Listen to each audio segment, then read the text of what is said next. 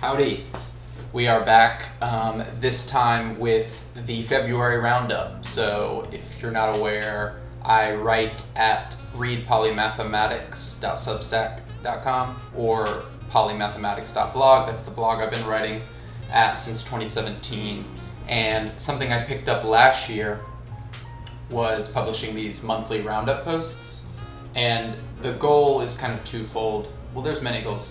One is having a template type of post, so a reoccurring style of posts that you do on a reoccurring basis, whether that's monthly, weekly, or whatever. It helps when you're trying to be consistent with writing and sharing things online more broadly.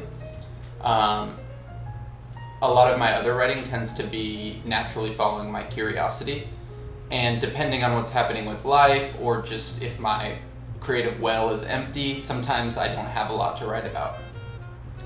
There's different approaches to that, but we'll set that aside for now. But sometimes I don't have that momentum to write, and having a type of post, like a style of post, that you already know is going to go out and has a defined template really helps with momentum and staying consistent. So publishing one Roundup post a month helps me do that.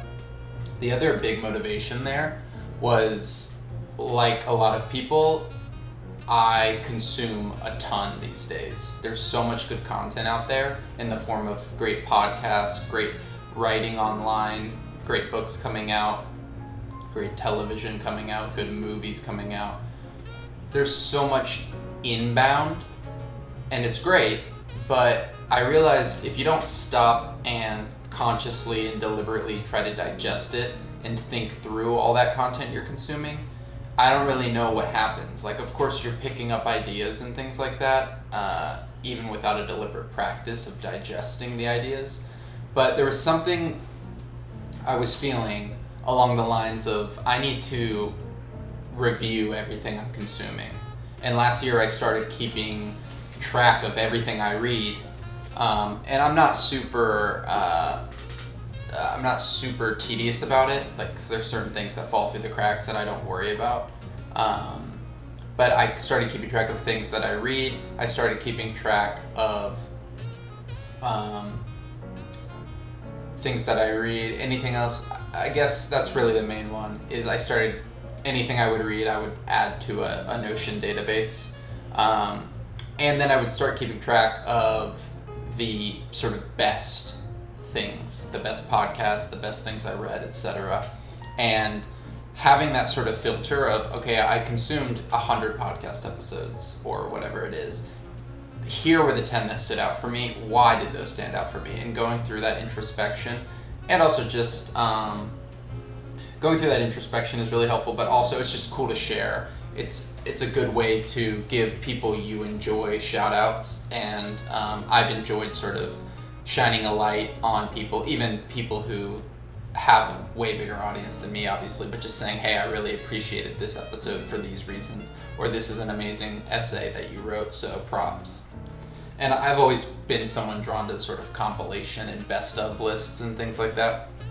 So anyway, that's a lot of preface, but my February Roundup post is out now, so I'm just going to kind of walk through the best things that I found in February. So we'll start with reading, then we'll do podcasts, then we'll do people and projects, and yeah, let's do it. So for reading, the essay that stood out to me is an essay by Visa. Visa's super popular on Twitter. He's known for the friendly, ambitious nerd sort of community. And he has this essay that he wrote, I think somewhat recently, called Are You Serious? And basically, I guess, in my own words, the idea is, in life we come across so many different people, and a lot of people say things that they plan to do, and will talk a big game, but then it's all just kind of bullshit, and they don't actually act on it.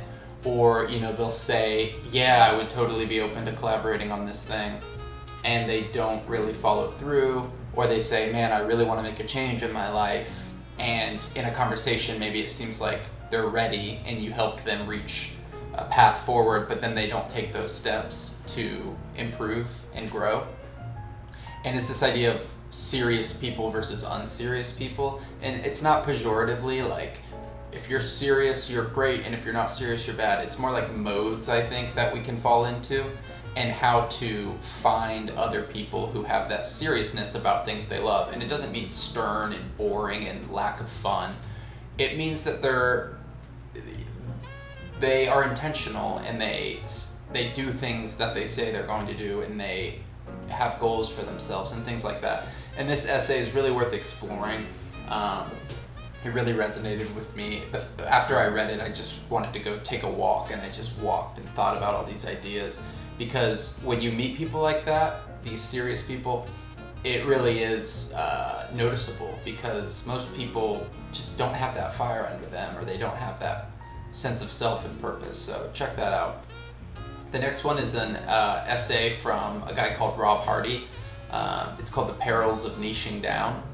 And it really resonated with me because of my idea of polymathematics, which I plan on doing a longer video about what that is and how I sort of stumbled into this term and, concept of polymathematics. But this essay is very similar and touches on a lot of similar threads. So the whole idea is with online creators and the 1,000 True Fans model from Kevin Kelly, and just the digital era where you can make a living online, sharing things online. And in business more broadly, like pre-internet even. But a lot of advice is find your niche and be as specific as possible. I think, who is it who has this line on, going 2 niches deep? I think it's, hang on, the name's gonna come to me. I'm picturing his face, James Altucher. He has this advice, like, if you're thinking about starting a podcast, go 2 niches deep. So, okay, I'm gonna make a chess podcast, but it's not just a chess podcast, it's a chess podcast for beginners only. Or I'm making a chess podcast, but it's a chess podcast just about openings. So you find 2 levels of specificity, and that can help you find an audience quicker and find diehard fans, 1,000 True Fans. But in this essay, Rob talks about what are the disadvantages of that. And this is the idea of polymathematics, right?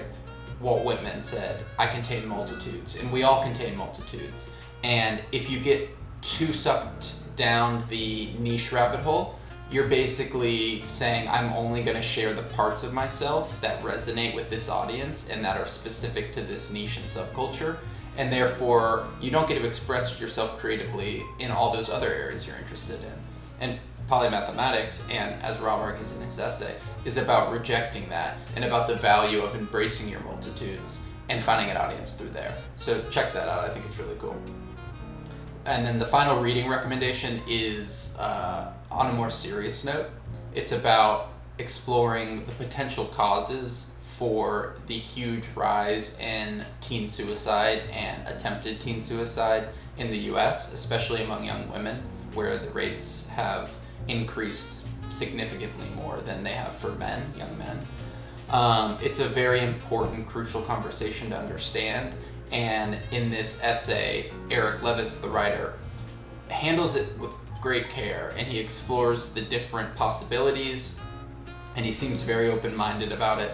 So, one of the common explanations is maybe it's the rise of social media use, so he investigates that.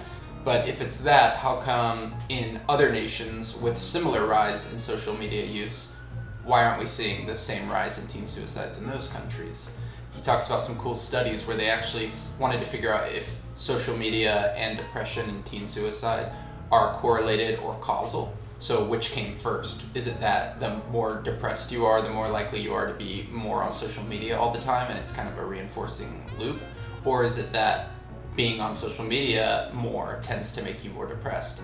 And they did this cool study about looking at specific neighborhoods that got access to high-speed internet, and how their social media use went up, which came before the depression and anxiety and suicide attempts went up in those same neighborhoods. So that's an exploration. Is it that life's just harder for young people today? economically, is it harder to find a job or meaningful work and pay the bills? And he compares it to previous decades. Could it be the looming threat of climate change or the political climate we're in? Well, he talks about sort of the Cold War era and the existential threat of nuclear weapons and some of those anxieties that young people faced previously. So it's a really level-headed exploration of this very important topic. So it's definitely worth checking out, especially if you have young people in your lives, which most of us do. All right, so on to the podcast section, and I'll try to go a little faster here. So I'm a big fan of the Tim Ferriss Show. I started listening the year he started making them. This month I had 2 great podcasts from the Tim Ferriss Show that I loved. One is from a professor of anthropology named Wade Davis, who's kind of like an Indiana Jones figure. Like, he's just lived this wild life, and he has a great respect for the different cultures that he's been able to live with and study with. And super smart dude, like wide-ranging expertise and fascinating on a ton of different topics, not just anthropology. And those are the people I'm drawn to. It can riff on different topics fluently. It's a super entertaining podcast with a lot of adventure stories in there. He talks about demystifying voodooism. He spent a lot of time in Haiti and the phenomenon of Haitian zombies and what that means culturally. And I'm pretty sure I got this right, he was the first person to bring the zombie poison into the US. They also talk about his writing practice and his tips for writing better, how to live your best life and have an optimistic outlook. Definitely recommend that. The next one is another professor, I think, of psychology at the University of Toronto, John Vervecchi, I believe is how you say it. This episode is really weird. You get dropped in, and John has all these strange sort of terms for inner states of being. Right, he studies psychology, but he's very interested in philosophy from the ancient Greeks and from Eastern philosophy, and he's really into Taoism. And he merges these concepts really fluently, and a lot of the podcast is talking about how to get into flow states and the benefits of being in flow, and he calls it like insight, what does he call it? Like, basically, it's like insight propagation, or cascading, where being in a flow state is basically having a rapid chain of insights. And then he also talks about the 4 ways of knowing and the different styles of knowledge, and how we exist in space. It's a kind of a really amorphous conversation, but handled really well and fascinating topic, so check it out. The next podcast is from the Pathless Path, which is a new podcast I found recently. Highly recommend checking out some episodes there. This one's the newest one with Derek Sivers, actually. Derek, I think I first found Derek from the Tim Ferriss Show, and he's just a great person to listen to. Super lighthearted, sincere, and wise. And he's lived many lives, and he talks about that and how self-transformation is a recipe for growth, and how travel is a recipe for self-esteem and growth. And they explore sort of Derek's many lives, from being a musician in his 20s to being a business owner and entrepreneur later. And it's just a great episode of talking about what it means to keep evolving and be on untraditional paths. The next one is an episode of the Founders Podcast. This one covers young Bill Gates. So basically from Bill being in school as a young child, all the way up until Microsoft getting started, and those early days of Microsoft before it became necessarily the behemoth that it eventually became. Fascinating if you're like into programming or entrepreneurship or just tinkering and sort of side projects and hacking. Definitely listen to it. And David, the host of this podcast, basically he reads biographies and possibly autobiographies too, I think, and then he summarizes them in this super entertaining but detailed way. And this is a great one, so definitely recommend that. He also has a good one on all of Paul Graham's essays, or a significant amount of Paul Graham's essays, that I would recommend too. And then last for the podcast is an episode of Uncomfortable Conversations with Josh Szeps, which I drop in on every now and then as well. Josh is a great thinker, great podcast host, Australian guy. But this is an episode with Tim Urban. Tim Urban runs one of my favorite blogs, Wait But Why, and he basically is really good at distilling complex ideas into simple frameworks and sort of conceptual containers. And he does these very minimalist, simple, cartoonish illustrations to sort of aid his blog posts and help explain these complex concepts. And Tim just finished a 6-year journey to write his book, which is called What's Our Problem? A Self-Help Book for Societies. And it's basically kind of a distillation of all Tim's observations and anxieties. One second.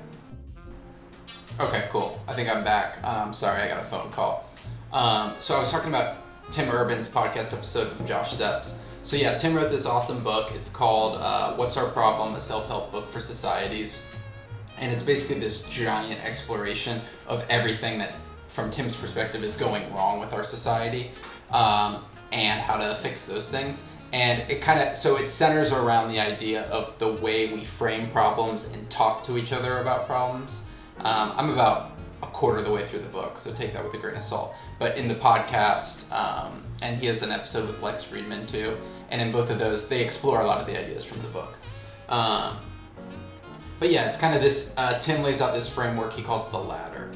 And it's like, there's top rung and bottom rung and the middle rungs. So at the top rung, we're basically thinking through challenges and problems with our higher selves, our higher minds. And that would be like, and then on the lower rungs, we're thinking more tribally, more us versus them with our primitive minds, which would be like the limbic systems, roughly.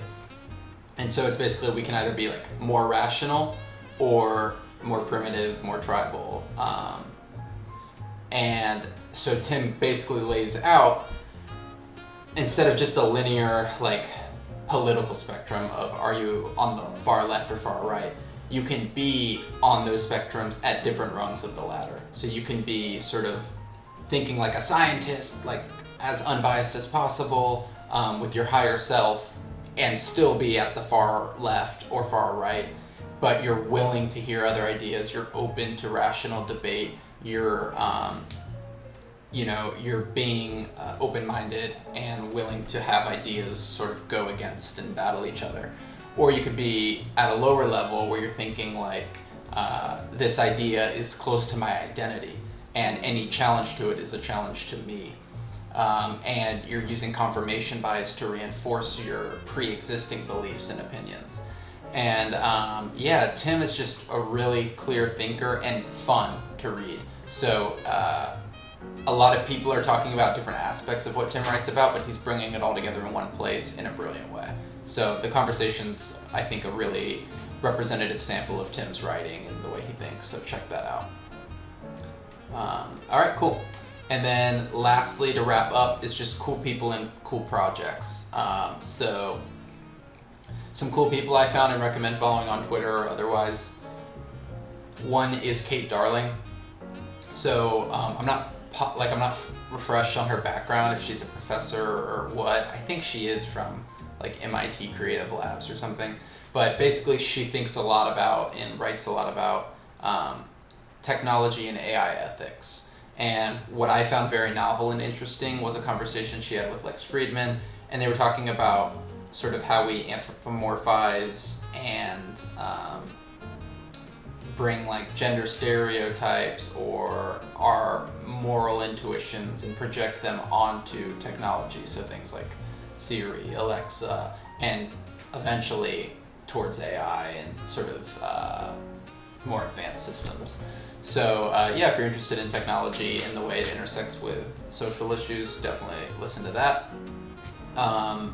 Ross Anderson is another guy I found. He is a writer who writes about technology, culture, and politics. I actually found out about Ross from a different podcast episode with Josh Szeps. And Ross is a very balanced and rational person who kind of surveys all different points on the cultural landscape in his pieces. So it's not like a singular parochial or biased view. So check out Ross's work. Next is an account and person that I found who goes by the name Tinkered Thinker. And it's a really cool site and Twitter, and they are releasing a collection of short stories called White Mirror as opposed to Black Mirror, which is these short stories that inspire and show the potential upside of technology and technological progress. So check that out too if you're interested in that. Next on cool projects, so Replit, which is the company that I use as my IDE when I program. They're a browser-based IDE, and they make it insanely easy to get going quickly with your coding projects. Well, they released their AI-assisted programmer, which they call Ghostwriter. It's like ChatGPT, specifically trained on programming. And I've been using ChatGPT a lot as sort of a pair programmer and for help debugging my code. And I've got a lot of fruitful results out of that, and I wrote a blog post about my experience first doing that. With ChatGPT's help, I was able to build a Chrome extension in about 2 hours. And the Chrome extension basically was a way to chat with ChatGPT from anywhere on the internet. So it's kind of this weird cycle of ChatGPT helping me build a tool to chat with itself. So it's definitely helped me, someone who's newer to programming, spend way less time on Stack Overflow and Googling my ass off trying to find answers to a specific problem that I know is solvable, but I just don't have experience with yet. So ChatGPT's been crucial for that. Well, Replit launched their version, Ghostwriter, and I got invited to be a user for the beta of Ghostwriter Chat, which is basically, instead of just giving a prompt and getting code generated, you can actually have the chat-like interface that you would with ChatGPT. But the good thing about that is it's right in your IDE, so I don't have to keep going back and forth between tabs chatting to ChatGPT. And I'm pretty positive Ghostwriter is using OpenAI's API. So I don't think it's like necessarily their own large language model, but it might be trained specifically on like more programming stuff. So that's been awesome to use, and it's been helping me on my new project. I'm building something for folks who listen to a lot of podcasts right now. So that's been awesome. But also I got invited to use the new beta version of Replit's extensions builder. So building tools to help developers do cooler things, do things more efficiently, etc. within Replit. So I have some ideas for building some extensions. If you have any ideas, if you're a programmer and think of anything that would be cool, like dev tool wise, let me know. My two ideas right now are, one would be like a speech to text application where you can talk to Ghostwriter, so to speak, and I thought to call it Seance to be a little cheeky. I know OpenAI just announced like a bunch of improvements, like they released the ChatGPT API endpoints specifically instead of just the GPT 3.5 endpoints, but also improvements to Whisper, which is their speech-to-text APIs. So I'm thinking about playing around with that. Another idea was a collaborator finder. How would I say that more fluently? A collaborator finder. So basically the idea here is when you're coding, this extension will say, hey, what's this code about? Translate it to natural language, and then go find, maybe from GitHub repos or otherwise, other people who have built similar projects or projects in the same space. And that can just give you ideas of how to do things, how other people did things, or potentially find collaborators on open source projects or co-founders, whatever it may be. Those are just two very early ideas I've had. I haven't poked around with the extension builder yet, but I'm looking forward to that. So yeah, as we wrap up, just a few more personal updates, which I usually include at the end of these. So last year I wrote a short story. I was walking my dog late at night, and the sidewalk I was walking on had a bunch of cracks, and I was thinking about step on a crack, break your mama's back, and all these things. And then I had this idea for a short story, which eventually turned into a short story I wrote called The Crack in the Sidewalk. And it got accepted for publication in this literary magazine called, the magazine is called Door is a Jar, like Door is a Jar.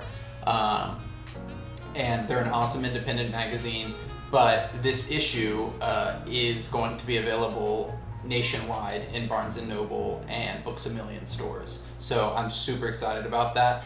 I can't wait to check out all the other contributors' stuff too.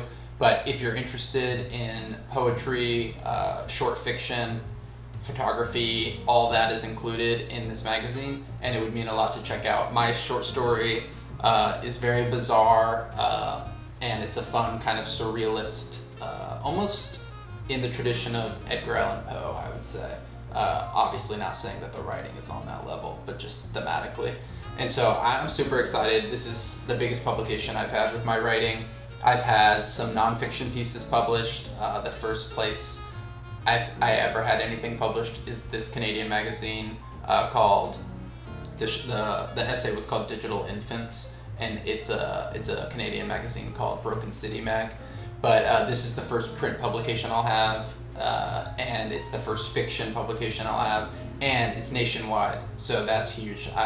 That was one of the best days of my life when I got that news, so I can't wait. And yeah, you can pre-order them now, or in April, I think April 6th, swing by Barnes & Noble or Books A Million and ask for or look for The Door is a Jar magazine. And yeah, my short story's in there, The Crack in the Sidewalk. Other updates, so I've been working on that project I was talking about, which is right now called Soon, and it's basically to help you find and save podcast episodes in one spot that you want to listen to later. I found when I'm on my computer, like my desktop, it's really hard to mark podcasts as, oh yeah, when I see someone share a link, hey, I want to listen to that later. Almost like YouTube's watch later. So I'm building that for podcasts that work with any podcast link, no matter what platform it's on. That's been fun to work on. And hopefully, so basically I've already have the MVP working and I'm using it like every day. Whenever I find podcasts, I save it to it. But there's a lot of stuff that haven't been built yet. Like the naming isn't there, categories, that's not there. And I also want there to be the option to basically just, when you're saving things, it's creating a custom RSS feed that you can send straight to your podcast app of choice. So that everything you're saving is getting saved on a specific playlist available in your podcast app. So there's tons of ideas here. I was inspired by Matter, which I use to save articles and essays online to read later, and I kind of want to build the Matter of podcasts. If you listen to a lot of podcasts and you have ideas about pain points, I would love to hear them sincerely. This is in the very early stages, so if you have a great idea, like, that could become a core feature of what I'm working on. And if you are an engineer or designer and you actually want to help, like, I would love to open source this and get some collaboration going, so let me know.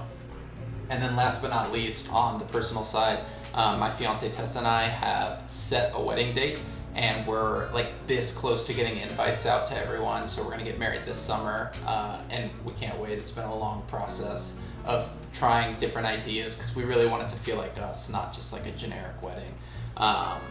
And weddings are so expensive, it's insane. So it's been a journey, but we found something that feels really right. I'm super stoked about the music we have set up, and it's gonna be amazing. So that's another personal update. So thanks so much if you made it this far in the video. I'm gonna post my roundups on YouTube as well each month, so look out for those. Everything I talked about will be in the description of this video. And yeah, subscribe to my Substack if you want to get the text version of this once a month in your inbox. And yeah, I'll see you next time. See ya.